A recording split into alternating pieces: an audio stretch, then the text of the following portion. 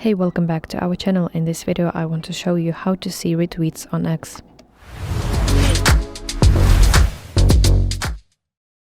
Okay, so open X application on your phone and you want to tap your profile picture in the top left corner of your screen and tap on your profile. So now please make sure that you're in the section with your posts, and if you scroll here through your posts tab, you will see your retweets, basically your reposts.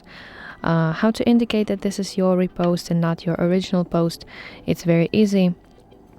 First of all, you will see small label that says you reposted. Also, you will see different profile picture and also username. For instance, for example, this is my original post, and as you can see here, I have my profile picture and my username. And here, this is obvious that this is my retweet. So that's basically it. Thank you for watching. If you found it helpful, this video helpful, please like it and subscribe to our channel to see more content like this.